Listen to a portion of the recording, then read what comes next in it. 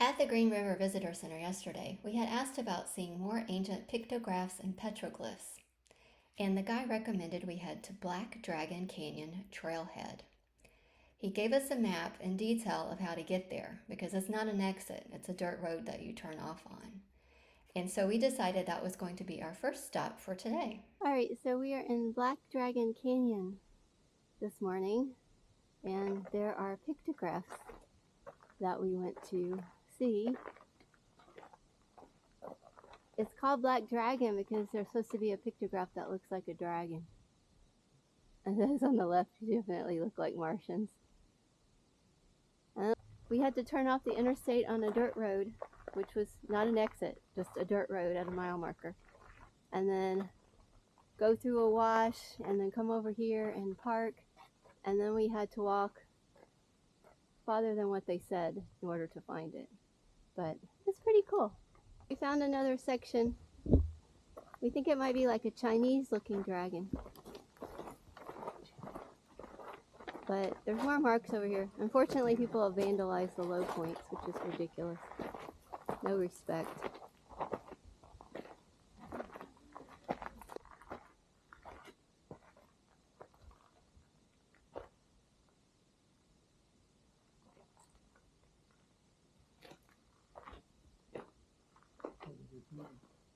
I know, it's hard to know the graffiti. There's like circles. Oh, there's stuff like there's a sun on the underside. Looks like bones, fish bones. Looks like somebody was counting. Yeah, it does. Look how cool this canyon is that we are walking through. Behind me you'll see the fence, which is where the pictographs are. It's kind of hidden back there a little bit, but this is a really cool area. Alright, so this is where he told us to park, in the parking area. It actually says Mexican Mountain Wilderness. And you'll see there's a nice parking area up here. We think it was closer to a half-a mile walk instead of a quarter mile. This spot is on High Overlander is an overnighter. Really? It's a great little spot. But it says down there no camping in the canyon. Yeah, but we're not in the canyon. We're outside. Okay. There is a fire pit there. As we left the Black Dragon Canyon trailhead, we headed west along I-70. It would have been shorter to go east, but the guy at the visitor center had forewarned us that our van was probably too tall to fit under the overpass in order to turn around on the interstate. So we decided we would head west to the Jurassic National Monument, which is still called also the Cleveland Lloyd Dinosaur Quarry on Google Maps. Take the next left onto Dinosaur Quarry Road. Dinosaur Quarry, Jurassic flat top. National Park. Entering Jurassic National Monument. Hey! In the employee's car. There's one car. Yeah, I think we're the only people here. We haven't passed a single car. We're at the Cleveland Lloyd Dinosaur Quarry, which is now the Jurassic National Monument. And there's the quarry building where they have the bones over here. Then we've got like about a mile walk around. And it's super, super windy. We're going to do the museum inside first. So this is a replica, but it's pretty cool. Look how tall compared to me. Said it would have been 50 feet long, 10 feet high, weighed 15 tons. Wow.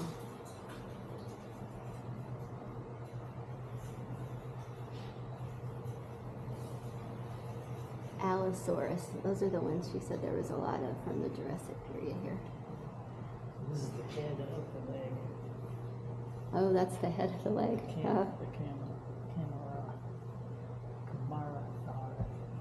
Camarasaurus, Stegosaurus. I remember those. Yeah. From school. Mm-hmm. Camptosaurus. She said most of the ones here are juveniles. And it was declared a national monument by President Trump in March of 2019. So it is one of the newer national monuments. There are over 12,000 bones belonging to at least 74 individual dinosaurs that have been excavated at the site. And it was also interesting because they don't know why, but 75% of the bones come from carnivores. Why there's so many individual specimens all in this one area, they're really not sure. Look at this small bone, and then it keeps getting bigger to the big bone. This is like the size of my arm. Here we are in the dig site. Can you imagine trying to dig in the dirt until you find these bones? And then having to uncover them without breaking them. Look, they just have like a paintbrush to brush away the dirt.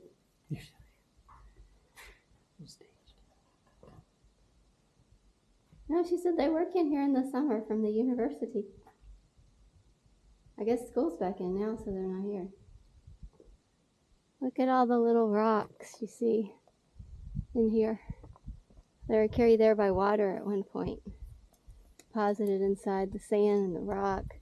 And this rock fell all the way down from the mountain on the left, they said. And this is what the posts look like. You're supposed to be looking for these posts, and then they have light painted writing on the top. This is number 10. We've seen... No, we never found 5. 4. We saw 2, 3, and 4, and 10. And we walked the whole trail. At least I think so. Yeah, unless we took the shortcut like they were talking about. This thing is in kind of bad shape. If the park just opened a couple of years, doesn't look like it's being maintained too well. We enjoyed our time at the National Monument, but honestly, I don't know that it was worth that really long drive. We decided to drive to 9 Mile Canyon. It's described as one of the world's longest art galleries. The road is over 40 miles long and it has numerous rock art panels. This website had a really great guide too. Down here at the bottom it says the 9 Mile Canyon Guide, and it leaves from 9 Mile Canyon Road in Wellington, and it shows you each mile marker with even the GPS coordinates of where you turn and what you need to look for. So it was very helpful as there's not always a lot of markings, and this goes all the way down through the whole entire road. Now Chuck and I didn't drive the whole road, but we did go pretty far through, and it was awesome. There was like nobody around, and we just absolutely loved it. We made it to the first site. The van's parked behind me. There's like a little pullover. This is at mile marker 26.6. Oh yeah, I see it. Yeah. So exit your car, enter the windmill. Look carefully along the smooth base of the rocky point. Others are quite faint. Stand back from the rock and look over your head. You'll see an excellent panel of petroglyphs just above a narrow ledge. Yeah.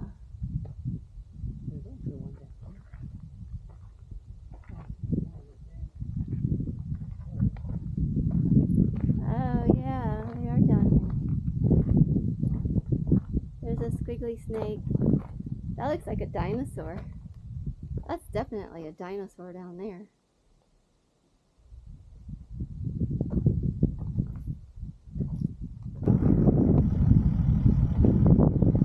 Yeah, a man leading a horse with a rider. It looks like somebody being chased by an elephant.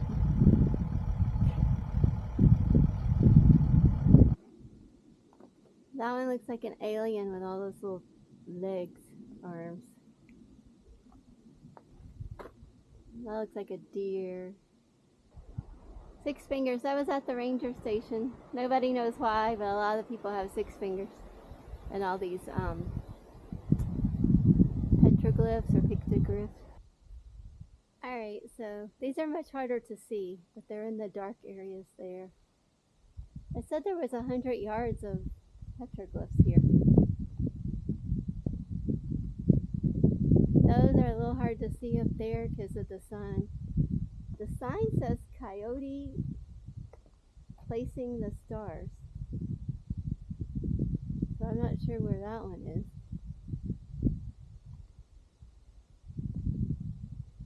I love that there's like nobody out here. And there's hardly anybody on this road. We've seen like maybe 2 cars. Oh, there's some more over there. So this one was a 150-yard or so walk from the parking lot. But, oh wow, look, they're all the way down here.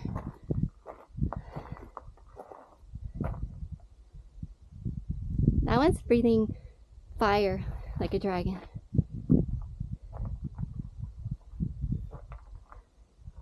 This one was famous for the owls because those are different. We had a long drive to get all the way back to Green River, and we were starting to get hungry. So we didn't get to finish the whole 9-mile Canyon Road drive, but we had thoroughly enjoyed the part that we had been able to do. All right, we've made it to Tamarisk Restaurant. We've been looking forward to this place for a long time. They have a fry bread appetizer and a cinnamon roll dessert, and the food sounds fabulous. And it's 6 o'clock. Almost 6 o'clock. We left this morning at 8:30. I usually don't tape food, but this is my plate. It's just amazing. It's the Navajo flatbread, and it's got corn and beans and avocado and cheese and green and red sauce, and it looks phenomenal. Thank you. What did yours? You just got like taco. And this was the Navajo flatbread appetizer with strawberry, honey, butter, and grape. I forgot to mention that they also had great drinks here. I had an awesome prickly pear hard cider, and we topped the meal off with their famous cinnamon roll, which was also really, really good. And then we headed back full and stuffed to our boondocking spot for the night after having a really great day. The next morning, we awoke at the Love's truck stop pretty tired. It had been a rough night. Before midnight, the van was shaking so violently I thought it was an earthquake, but it was actually a severe storm approaching. Flash flood watch was in effect, so we hightailed it out into town to the Love's truck stop for protection along with all the other boondockers in our area. It had been a pretty stressful, windy night, but it appeared most of the severe weather had passed us in the middle of the night. Our first planned stop today was to drive a short distance to Goblin Valley State Park. At Goblin Valley at the visitor center, we have these pronghorns, he said they were called. It's like a mom and her 2 babies. They're super cool. Goblin Valley is an area that contains thousands of hoodoos. However, there's not your typical hoodoo formation. They're short, stubby, toadstool-shaped things, each with a unique personality. Alright, we're down in the goblins now. They remind me of the 7 dwarves, of little mushrooms.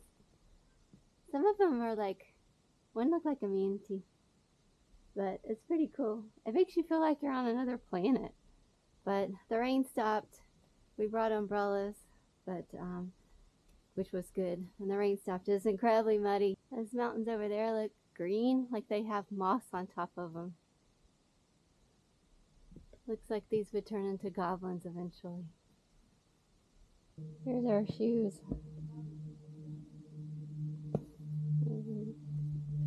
Totally caked in mud, so you start to get slippery.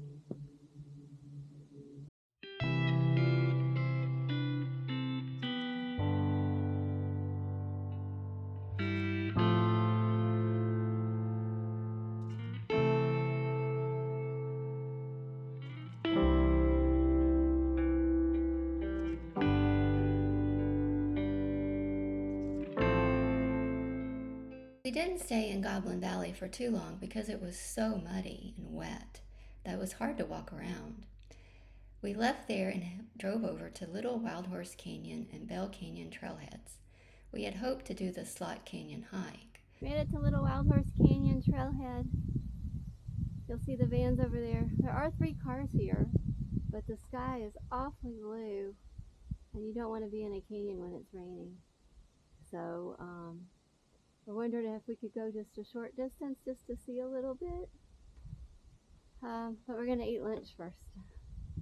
We left Little Wild Horse Canyon disappointed that we weren't able to do the hike, but for safety reasons, it was definitely for the best. Our plan for the rest of the day was to venture into Capital Reef National Park. It was a beautiful drive along the way to reach Capital Reef. The Utah landscape just continued to amaze us.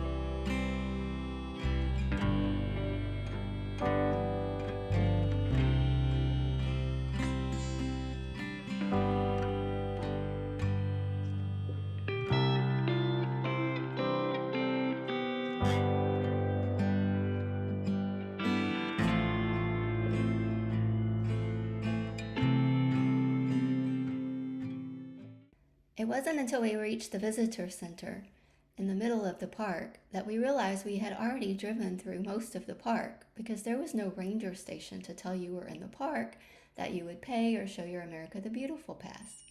And that's because Highway 24, which runs between Caneville and Torrey, is the main road that goes through the park.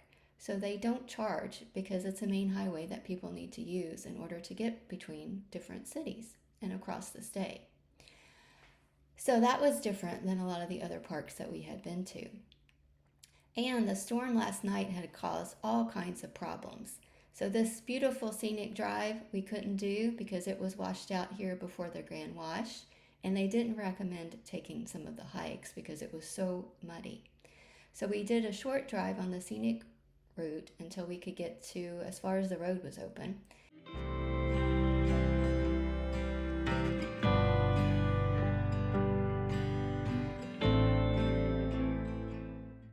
And then we turned around and we came up here to Chimney Rock, which they said was a really nice hike that was higher up, so it was dry. So we made it up to Chimney Rock. No. It's a 3-mile round loop, but I think that's what they're calling Chimney Rock, is that one right there. So you can see the parking lot is way down there. So we did pretty good so far.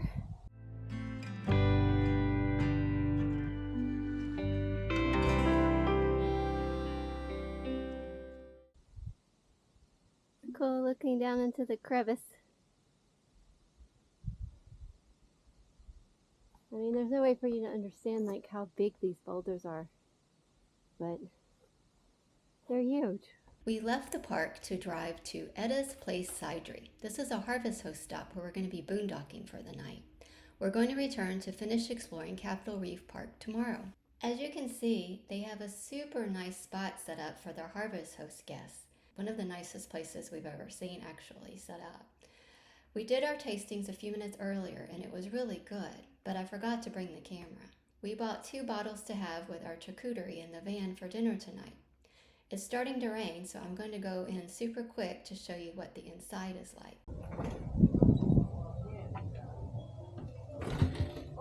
Hi. Hi. Hi. It's starting to rain, so I was just going to come in real quick. So, thank you. Everything was awesome. Yeah. So this is pretty cool. They're getting ready to redo everything because they're getting a bar license. But this wall separates the tasting room in here, which is really good. And they're adding like a patio out back. They're going to make a lot of changes. They have really great foods here, in addition to the ciders. And so it's a pretty cool place. The next morning we left our boondocking spot and drove back into Capital Reef. Our goal was to hike the trail that leads to Hickman Bridge, a 133-foot natural bridge with canyon views. This is the Hickman Trail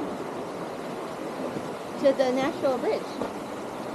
And it's kind of cool next to the river and under these rocks that are behind me, the little things.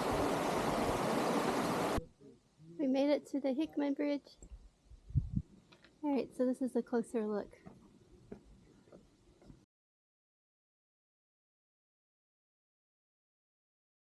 mountain goats? I think these are mountain goats. I'm not sure. Let's see. This one's laying down. And there's one over there. No problem climbing.